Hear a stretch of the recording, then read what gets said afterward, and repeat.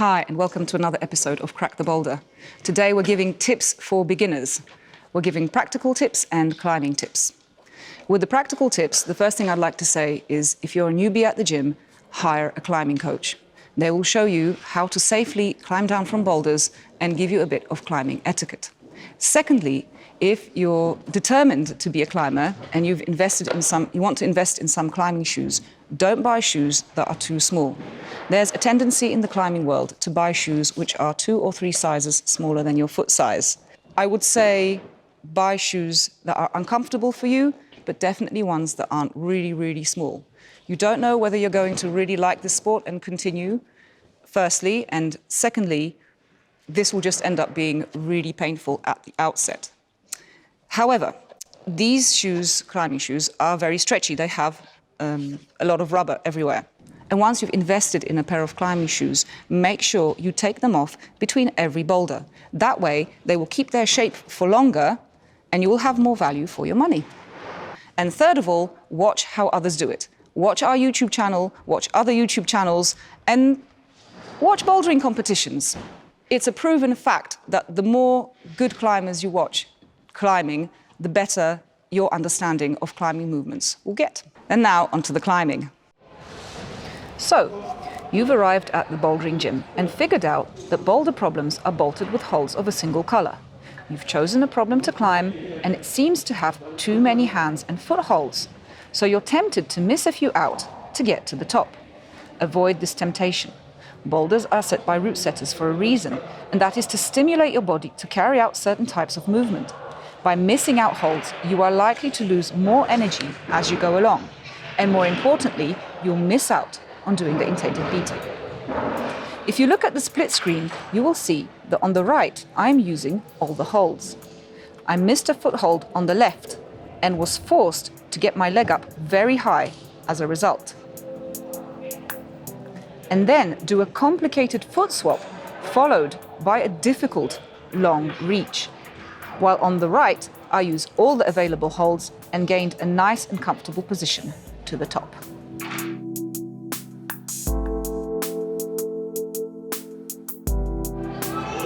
Here is another example of this on a slightly harder boulder.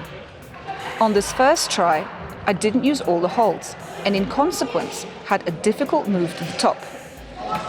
Difficult and scary as I had no purchase on my left foot and my hands were too low.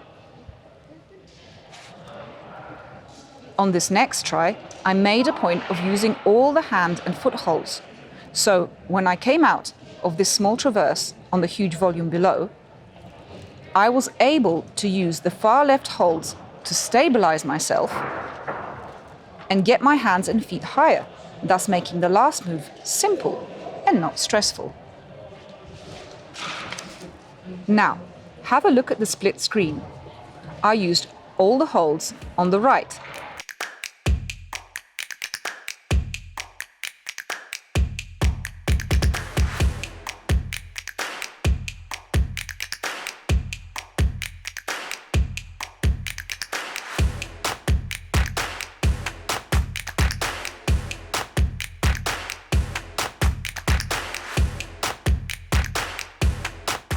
And became stable after the traverse and used that hold on the far left with my hand and later to stand on.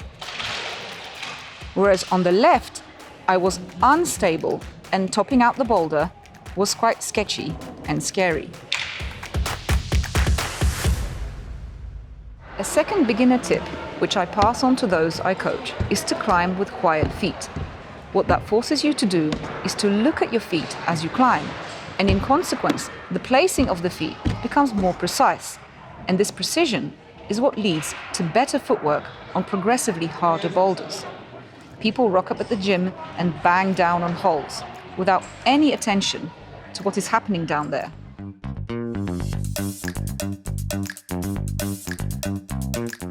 Now look at the difference on the split screen. I'm climbing with quiet feet on the right-hand side of the screen.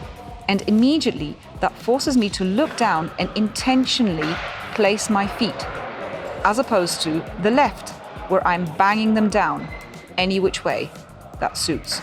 you can see my whole muscle structure vibrating with effort, burning far more energy than I need to finish the boulder.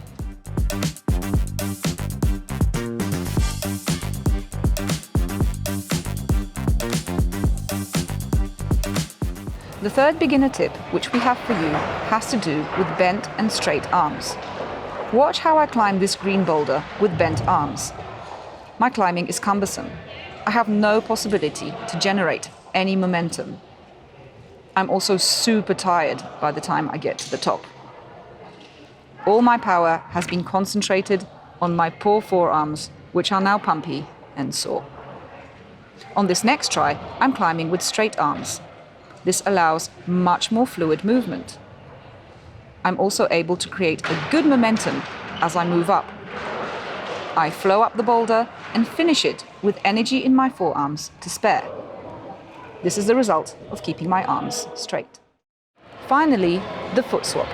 Kind of obvious, but did you know that there are 3 types of foot swap? The match, where you match one foot with the other on a foothold. This is a great method of changing feet, as long as the hold is large enough. Have a look at the slow motion here. To do this foot swap, I need to leave space on the foothold to make a successful match. This once again forces me to more precise footwork.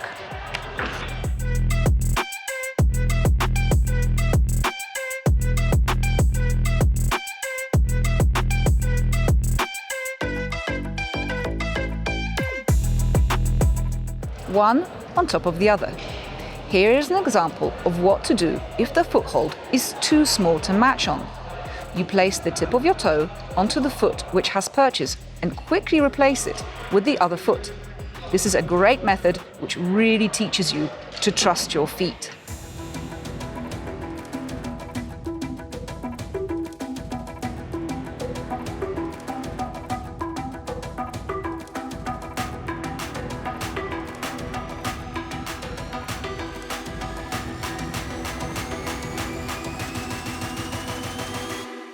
Finally, the smear, which involves smearing one foot slightly along the wall and replacing the other foot on the foothold just before they make contact.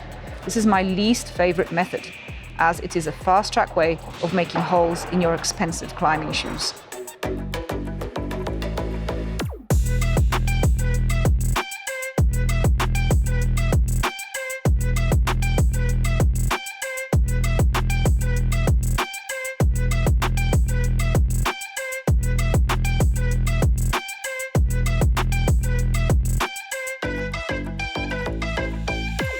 Right, Marek, did we say everything? Yeah, I think so. Happy? So much elements. So much information. Thank you for watching us today. If you have any comments or any questions, then please write them below. And if you liked what you saw, don't forget to hit that like and subscribe button. See you next time. Bye. Bye. Bye. Bye.